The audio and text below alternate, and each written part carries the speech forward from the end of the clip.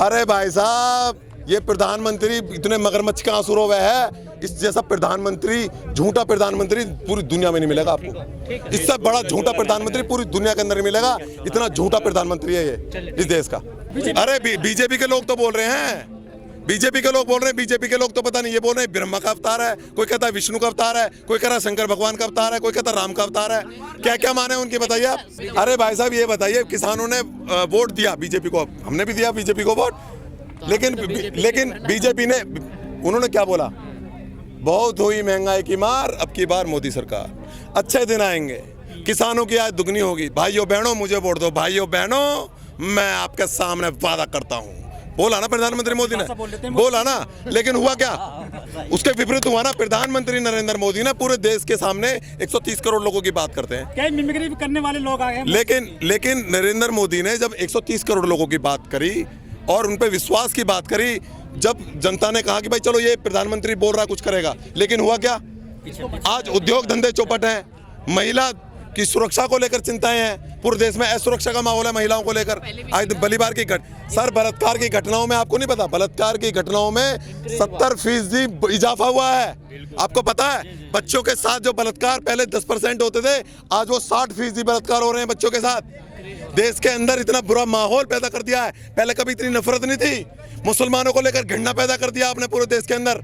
मुसलमानों को, मुसलमान और हिंदू तोते कुत्ते बिल्ली की तरह लड़ रहे हैं। हिंदू और मुसलमान करना बीजेपी का खाना है, जब तक हिंदू मुसलमान नहीं करेंगे बीजेपी का खाना हजम नहीं होता। उनकी रोटी है हिंदू मुसलमान, जब तक हिंदू, इनसे बोलो कि भाई आप इस शब्द पर एक बयान दे दो, कृषि पर आप कृषि पर एक शब्द बोलो, एक लाइन बोलो, हिंदू मुसलमान नहीं आना चाहिए। मैं कह रहा हूँ इनकी जवान लड़खड़ा जाएगी, वो एक शब्द नहीं बोल पाएंगे। ये बिना मुसलमान के हिंदू के तब एक शब्द नहीं बोल सकते भाई साहब।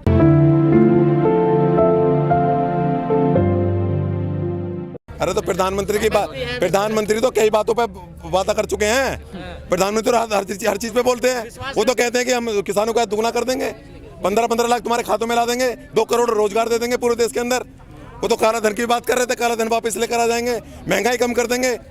प्रधान बिल्कुल नहीं है। देखो प्रधानमंत्री नरेंद्र, ये बहुत बड़ा सवाल है कि प्रधानमंत्री एक बहुत बड़ा शब्द है, बहुत बड़ा एक नाम है जिसके सारे लोग विश्वास करते हैं कि भाई प्रधानमंत्री ने बोला तो कहीं ना कहीं विश्वसनीयता होगी। लेकिन प्रधानमंत्री के शब्द को भी, उस नाम को भी प्रधानमंत्री मोदी ने खराब किया है। अब प्रधानमंत्री नरेंद्र मोदी के जो कही हुई बातों पर बिल्कुल भी विश्वास नहीं होता, और ये देश में पहली बार हो रहा है कि किसी प्रधानमंत्री की बातों पर देश की जनता बिल्कुल भी विश्वास करनी कर रही है। पहले प्रधानमंत्री हैं, पहले भी ऐसे हुए हैं। ऐसा कोई इतना झूठा प्रधानमंत्री नहीं हुआ पूरी दुनिया के अंदर। ये पूरी दुनिया, पूरे विश्व में सबसे ज्यादा झूठ बोलने वाला प्रधानमंत्री है। हर बात पे झूठ बोलता है, 18 घंटे झूठ बोलता है, जो भी आता है वो गाली देता है। अगर नरेंद्र मोदी का विरोध हो रहा है, विरोध किस बात पे हो रहा है उस पर बात होनी चाहिए ना।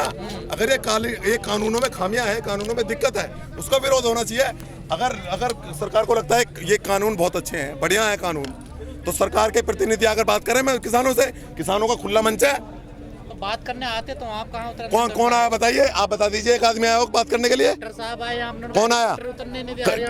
हरियाणा, वो अपने लोगों को संबोधित करने आए थे। हाँ, तो वो कानून बता। हाँ, तो किसानों के बीच में आए ना जिनको दिक्कत है, जो उनके पक्ष के लोग हैं, जो उनके हाय हाय करते, उनके जिंदाबाद के नारे लगाते हैं, आप उनके पास जा रहे हो। आप उनके पास जाओ ना जिनको दिक्कत है कानून से, आप उनको संतुष्ट कीजिए। लेकिन सर 12 दौर की बातचीत हुई तो है, समझा तो रहे हैं मंत्री। 3 अरे सर 12 दौर की बातचीत में क्या निष्कर्ष निकला? क्योंकि देखो आप किसानों को बुला के, आप किसानों को बुला लेते हो और आप उस टेबल पे बैठा लेते हो, आप उनकी चीज़ें नोट करते रहते हो, फिर क्या हाँ की बार चले जाओ। ये कोई तरीका है बात करने का? अगर आप सही मनसा के साथ, किसानों के साथ बात करोगे तो मुझे लगता है कि निष्कर्ष निकलेगा, और निष्कर्ष निकलेगा भी। क्योंकि सरकार एक तरफ तो गाली देती है, एक तरफ तो इनको आतंकवादी कहती है, एक बार इन्हें खालिस्तानी कहती है, नक्सली कहती है, फिर कहती है आओ वार्ता करो। तो ये कहीं ना कहीं दो चीज़ें, दो मुँह वाली बात हुई ना। आप यहाँ उन्हें एक अभद्रता करते हो उनके साथ, फिर उनको आप बातचीत के लिए बुलाते हो, तो कहीं ना कहीं सरकार की मंशा पे सवाल है। अब देखो ये पहली बार नहीं है, ये कई बार जितना भी मीडिया है, इस तरह की खबरें, जो मेन मीडिया है, मेन स्ट्रीम मीडिया है, उसमें इस तरह की खबरें प्लांट की जाती है ताकि लोगों को लगे सब कुछ तो अच्छा हो रहा है। देखो मोदी जी कितने ताकतवर हैं, उनकी दाढ़ी से भी पाकिस्तान डर रहा है। तो राफेल वापस कर दें। तो इस तरह की जो बातें हैं, ये जानबूझकर लोगों के दिमाग में घुसाई जा रही हैं ताकि लोगों को लगे कि मोदी बहुत ताकतवर व्यक्ति है, बहुत ज़्यादा पूरी दुनिया में सबसे सर्वश्रेष्ठ ताकतवर है, कि देखिए उसकी दाढ़ी से भी पाकिस्तान डर रहा है। ये 2014 के बाद इन्होंने कंटेंट अपने हाथ में ले लिया। पहले संवैधानिक संस्थाओं को अपने कब्जे में करा, फिर मीडिया को कब्जे में करा। अब जो ये कह रहे हैं वो हो रहा है। आप देखिए देश के इतिहास में सबसे बड़ा आंदोलन कृषि कानूनों पर ही आंदोलन हो रहा है। इतना बड़ा आंदोलन हो रहा है देश के अंदर, और इतने करीबन 75 दिन से भी 80 दिन से भी ज़्यादा इस 81 दिन हो चुके हैं इस कानून को। उसके बाद भी सरकार के कानूनों पर जू नहीं रेंग रही, तो ये कहीं ना कहीं दिखाता है कि सरकार जानबूझकर बिल्कुल भटक गई है। मीडिया का कर्तव्य क्या होता है? जनता के सामने जाए, जो समस्याएं हैं उन पर बात करें। समस्या क्या है? इस कानून में उद्योग पूंजीपतियों को फेवर में लाई गई बातें, इस पर बात हो। मीडिया इस पर बात क्यों नहीं करता? क्या किसी भी मीडिया के मुंह से सुना आपने कानून में खामियां हैं? सारे तो फायदा बता रहे हैं और सरकार भी फायदा बता रही है, तो इसका मतलब क्या है? सरकार और मीडिया एक ही इस पर बात कर रहे हैं। आज देश में नफरत का जो माहौल है, देखिए इस देश में जब दंगे होंगे, इस देश में नफरत का माहौल बनेगा। बीजेपी कहीं ना कहीं मजबूत होती है, बीजेपी अपने आप को मानती है। बीजेपी के लोग कहते हैं कि आज हिंदू खतरे में है। अरे तो बीजेपी की सरकार है तो हिंदू खतरे में क्यों है? या तो मुसलमान खतरे में आना चाहिए, पाकिस्तान खतरे में आना चाहिए, तो हिंदू खतरे में क्यों है? बीजेपी जवाब दे, हिंदू खतरे में क्यों है? लोगों को एकजुट कर रहे हैं ना। कहाँ एकजुट कर रहे हैं? मैं भी हिंदू, मैं तो नहीं हूँ एकजुट। मेरे सामने बीजेपी के लोग आए और बताएं कि भैया हिंदू को एकजुट करना, बताएं एक बार। जितनी भी इस तरह की बातें बताई जाएंगी कि भाई मुसलमान हिंदू, इसके पक्ष में जो भी बिल लाए जाएंगे जैसे लव जिहाद वगैरह, ये जानबूझकर बिल लाए जाते हैं ताकि मुसलमान आक्रोशित हो और हिंदू पोलराइज हो। हिंदू में कहीं ना कहीं एक जो नफरत, देखो पहले इन्होंने नफरत पैदा करी, नफरत पैदा करने के लिए इस तरह के बिल लाए गए, लव जिहाद टाइप के बिल लाए गए। अब वो मध्य प्रदेश का एक लेकर आया कि भाई जो भी दंगा फसाद करेगा उनको मुसलमानों को पकड़ लो, है ना। और हर चीज में बीजेपी मुसलमान का एंगल ढूंढती है। अच्छा, किसानों के आंदोलन में आपको मिला नहीं बीजेपी मुसलमान का एंगल?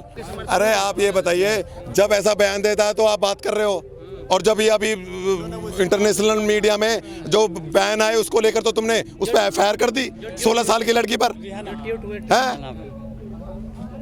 अगर इस तरह की बातें अगर हो रही हैं, नरेंद्र मोदी झुके। ये देश का, ये कोई साउथ अफ्रीका का किसान नहीं मांग रहा आपसे, ये देश का किसान आपसे मांगे कर रहा है कि भैया ये जो कानून लेकर आए हो इन्हें वापस ले लो, हमें नहीं चाहिए।